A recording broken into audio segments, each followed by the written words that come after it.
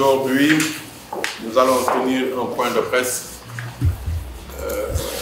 qui est plutôt différent d'une conférence de presse. Nous avons distribué un support sur lequel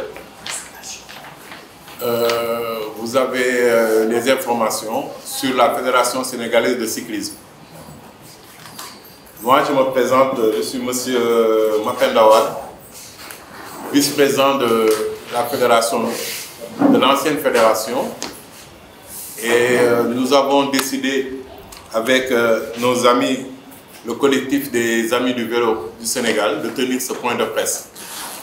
Et c'est dans ce but que nous avons distribué le support que vous avez reçu, où nous avons essayé de mettre les points sur lesquels nous aurions bien voulu discuter avec vous aujourd'hui. Je pense qu'il va falloir que vous preniez connaissance d'abord de ce texte et par la suite, si vous avez des éclaircissements, nous pourrons répondre à vos questions. Et nous avons remarqué en fait qu'au niveau du vélo en ce moment, il y a beaucoup de lacunes et des problèmes. Alors nous avons décidé depuis un moment d'informer le public par rapport à tout ce qui se passe dans la fédération de cyclisme. Au niveau de la gestion, sur l'aspect technique, où il y a énormément de problèmes, l'absence de course et la gestion nébuleuse de la fédération en ce moment. Et sur ce ramassé d'informations aussi, nous avons parlé des problèmes de licence, du matériel que l'UCI nous avait offert pour préparer les JOJ de 2026, qui était à l'actif, cette obtention de matériel est à l'actif de l'ancienne fédération qui avait travaillé avec l'UCI dans ce sens. Et le matériel est là, mais il se trouve que pratiquement rien n'est fait pour préparer ces JOJ. Mais le point le plus important, c'est l'absence de course. Une discipline dans laquelle il faut courir pratiquement toutes les semaines. La fédération ne fait rien dans ce sens, n'organise pas de course. Et pire encore, les gens qui essaient d'organiser quelque chose sont bloqués par le président de la fédération en ce moment. Il y a moins de 2 mois, une course a été annulée à Thiès et c'était un challenge de 7 courses pour la Tabaski. Mais on a voulu aussi attirer l'attention du public sur le fait que cette fédération qui est en place lors des élections de 22, excusez-moi, n'était pas en règle. C'est-à-dire, le bureau entier qui est en place en ce moment ne détenait pas de licence en 2022 pour pouvoir prétendre être membre du comité directeur. Dans notre article 26 de notre règlement intérieur, il est stipulé que toute personne qui veut faire partie du comité directeur doit détenir une licence N, c'est-à-dire de l'année en cours, une licence N-1 l'année d'avant. Il faut 2 ans de licence UCI pour pouvoir prétendre être membre du comité directeur, ce qui n'était pas le cas. Le forcing fait, ce bureau s'est retrouvé, le comité directeur a été mis en place après le bureau, ce qui est déjà une lacune dans l'administration, ça ne se fait pas comme ça. Mais aucun membre du bureau ne dispose de licence, ne disposait de licence en ce moment où on faisait les élections.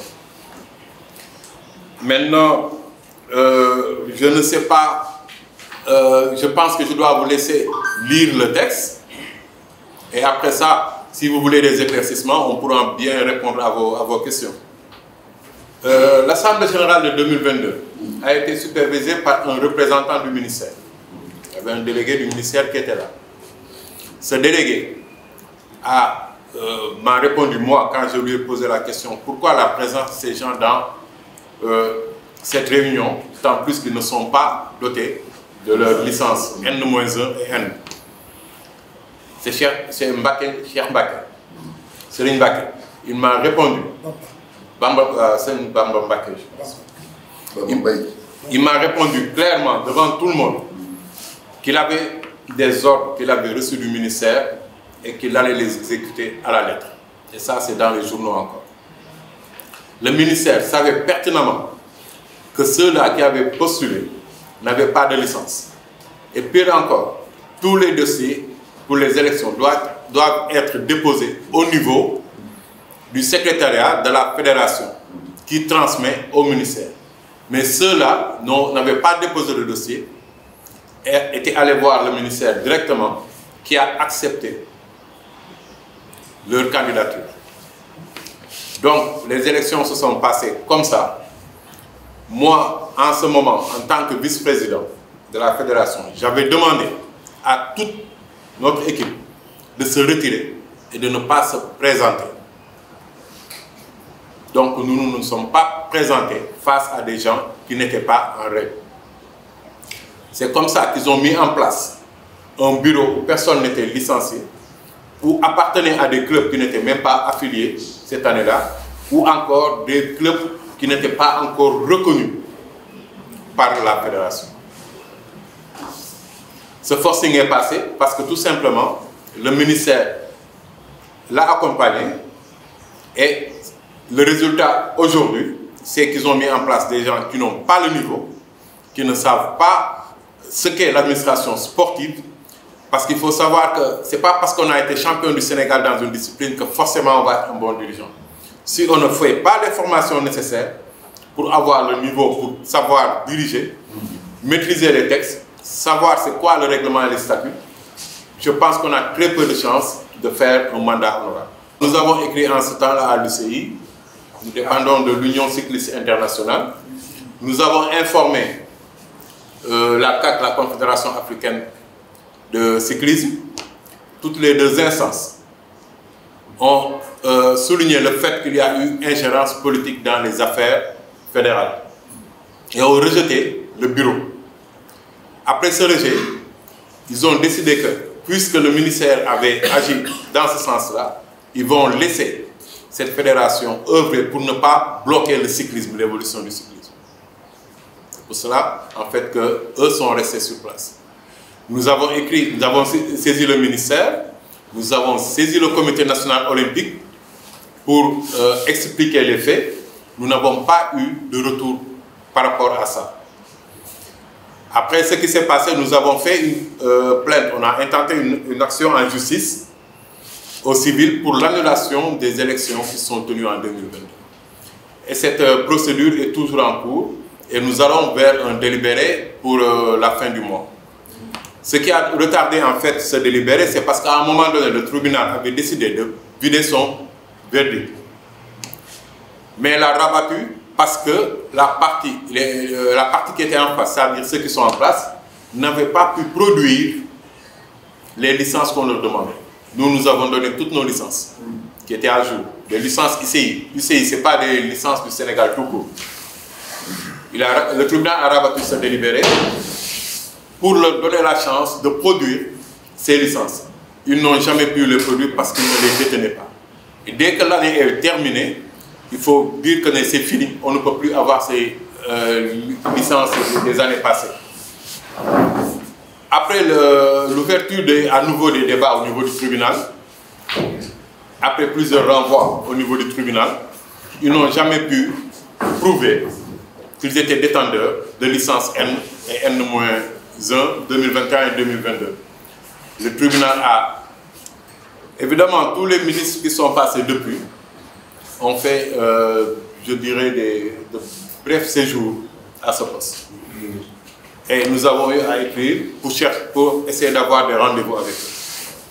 Ils sont parfois dans la situation, ils n'ont pas pu peut-être réagir parce qu'il y a eu des nominations qui se sont succédées très vite. Ouais, passé très vite. Mais avec l'actuel ministre, qui est informé de la situation, on a espoir, nous avons espoir que nous allons trouver une issue heureuse à nos demandes. Elle est informée. Elle est informée. Et d'ici à la proclamation du verdict, quelle est votre posture? C'est celle qu'on a toujours eu depuis le départ, ne pas œuvrer à l'encontre de l'évolution du vélo, laisser la justice faire son travail convenablement, en étant sûr que nous aurons gain de cause. Quelle est la durée du mandat du bureau confédéral? Nous avons 5 ans. Nous allons aller en élection en fin d'année ou en début d'année prochaine. Mais cette élection, pour nous, n'impacte pas notre position. Nous sommes focalisés sur le délibéré du tribunal. Nous n'attendrons pas les élections pour essayer de réagir. Le jour où ce délibéré sera donné et qu'il sera certainement en notre faveur, nous allons saisir toutes les instances capables de mettre en œuvre quelque chose pour que justice soit rendue. Au cas contraire, par extraordinaire, si le tribunal venait à confirmer l'actuel bureau, quelle sera votre posture? Vous allez vous plier à la décision d'ici bien? Nous nous plierons à cette décision, mais ça ne nous empêchera pas de faire appel pour continuer notre lutte et faire jaillir la vérité. Le président, depuis 2022 jusqu'à présent, est-ce que vous avez déroulé? Parce que, bon, je viens même d'entendre que vous deviez organiser à Thiès. Et nous, au niveau de la maison, on n'est pas au courant. Et avec tous ces problèmes-là. Et vous aussi, vous ne communiquez pas au niveau de la presse. D'abord, je vais me demander qui est actuellement le président de la Ligue régionale de Tigre. Parce que moi, je connaissais avec l'ancien. Lui, il communique. Vraiment, moi, depuis lors, je viens d'entendre que vous devez organiser ça fait pas un mois, ils ont bloqué vos licences et tout ça. Est-ce que depuis lors, vous êtes en train de vous organiser? Oui, mais il faut savoir une chose, ce n'est pas nous qui sommes en place, ce n'est pas nous qui voulions organiser. La Ligue de Thiès dépend de cette fédération, ne dépend pas de nous. Et qui est actuellement? Actuellement, c'est Sada Diaw qui est président de la Ligue de Thiès. Ça, c'est eux. Ils n'avaient pas de licence non plus quand on faisait cette élection en 2022. Et il a un poste dans le bureau, il avait un poste, il est dans le comité directeur plutôt. De l'autre camp? Oui, de l'autre camp. Mais ça, c'est excusez-moi du terme, cuisine interne. Nous sommes en retrait. Nous ne faisons absolument rien. Je vous dis juste qu'on a constaté qu'il y avait un club, Oscar Vélo Thiès, qui voulait organiser et qu'ils ont bloqué. Ça, c'est un exemple parmi tant d'autres. Et ils les ont bloqués. Pour quel motif? Disant qu'ils n'avaient pas de licence. Or que cette nouvelle fédération qui est en place n'avait pas de licence aux élections. Ça, c'est un fait. Et n'a pas produit de licence depuis. C'est samedi, dimanche passé. Il paraît qu'il y avait une course à Thiès. Et ils ont donné quelques licences, 30 minutes avant le départ, parce qu'il y a eu des problèmes. Mais le président qui est en place, moi je suis commissaire de course, et il y a au mois de février, il s'est tenu à Saint-Louis, le Tour du Fleuve. J'ai officié comme commissaire principal, comme d'habitude, depuis des années. À cette course, il y avait 3 coureurs sur plus de 5 ans qui détenaient une licence. Et c'était des étrangers qui couraient en Italie ou en France qui sont venus avec le... Parce que la licence, il faut savoir, la licence dans le vélo, c'est une licence internationale. On peut la prendre en Guadeloupe, en Afrique du Sud et venir courir ici. Alors, il y avait 3 coureurs qui avaient des licences, qui m'ont présenté des licences, qui étaient assurés sur plus de 50, tout le peloton. Et vous avez laissé faire en tant que commissaire? Attendez, je termine mon propos. Ce président de la fédération, Pape Fatafay, était sur place. C'est lui qui a donné le coup d'envoi du Tour du Fleuve. En tant que commissaire, si l'organisateur et que le président de la fédération accepte et que moi, le tour, il est assuré, je me tiens aux décisions du directeur du Tour du Fleuve, Laïtiam, qui avait accepté que les gens courent. Et on a fait le tour. En tant que commissaire, est-ce que vous avez mentionné ça dans votre rapport après cette compétition? Bien sûr, j'ai tout noté. Moi, j'ai mes notes, depuis 3 ans que je supervise le Tour du Fleuve. J'ai mes résultats depuis 3 ans qui sont encore avec moi. Et je les communique au président du directeur du Tour du Fleuve, Laïtiam. Il n'y a pas par contre à votre niveau de combattre un bureau illégal et voilà, de les assister, de superviser les actes. Je ne suis pas allé là-bas en tant que président de fédération, vice-président. Je suis allé là-bas en tant que commissaire. Ce n'est pas la même chose. Ce n'est pas le même statut. Le commissaire, c'est autre. Vous pouvez l'être sans être bien dans la fédération. C'est une formation qu'on fait avec l'Union cycliste internationale, qu'on a fait ici au Sénégal. avec toute l'Afrique noire, Bénin, Togo, Côte d'Ivoire, Congo, tous les pays où il y a du cyclisme sont venus faire la formation ici au Sénégal. C'est là que 3 Sénégalais sur 4 qui étaient inscrits pour faire cette formation ont eu ce diplôme de commissaire de tout. li ma bëggoon leeral nag mooy suñu coow ak fédération bii génn bi fi nekk tey. bii dawal bi fi nekk léegi dawal mooy bi élection yi amee en 2022 li yoon wax article 26 du règlement intérieur dafa ni pour ñu mën la fal membre du comité directeur am na ay critères yoo war a réunir premier critère bi mooy nga nekk une association ab club boo xam ne ko légalement reconnu mu désigné la yow ko représentant muy benn. Deuxième bi nga nekk à jour de tes cotisations. Troisième bi mooy nga am licence en cours de validité ak N-1 comme il l'a dit tout à l'heure les licences année passée ak année en cours soo fekkente ne réunir nga critères yooyu tu peux être éligible. Le président de Ligue il est d'office membre du comité directeur tout comme le président du district comme sur monsieur Diango qui est président de Ligue à Saint-Louis il doit être d'office membre du comité directeur. Ça c'est l'article 26 du règlement intérieur qui l'a dit.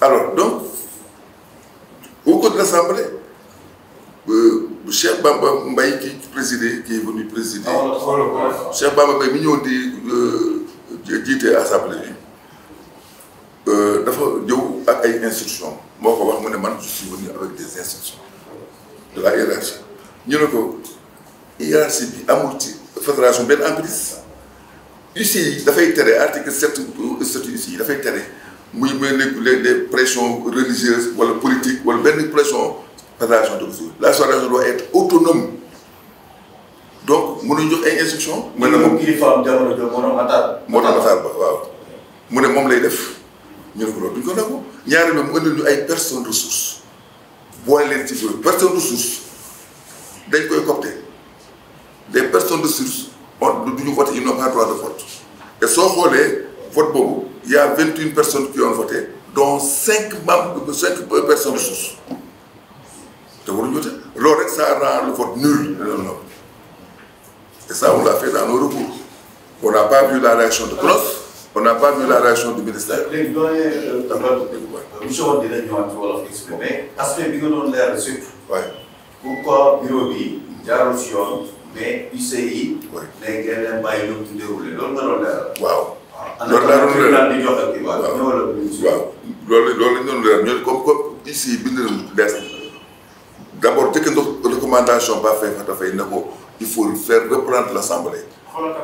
Le temps mu koy def affaire bi yéex ñun on a fait un recours au niveau de la justice. Mais quand on fait un recours dans la justice mais tout le monde day xaar ñun ñëpp ay xaar on attend maintenant la décision de justice. Cette décision là on l'attend depuis lors et de la dernière fois le dernier jugement. waaw jugement bu mujj bi demoon na sax délibéré mais tribunal moo ko rabattre demande nañu produire suñu licence ak le procès verbal la liste de présence de l'Assemblée de 2022 ñun ñu indi suñuy licence ñu ñëpp produire ko mais on a demandé à la fédération au ministère de nous donner la liste de présence nangu ko def ñu commettre un huissier dem jox ko pour mu jox ñu ko mu bañ on a pris acte et on a tout déposé au niveau du juge. léegi le 3 juillet ngeen xaar. Le 3 juillet la ñu xaar le délibéré sera vidé le 3 juillet à moins d'être prorogé mais en tout cas le 3 juillet.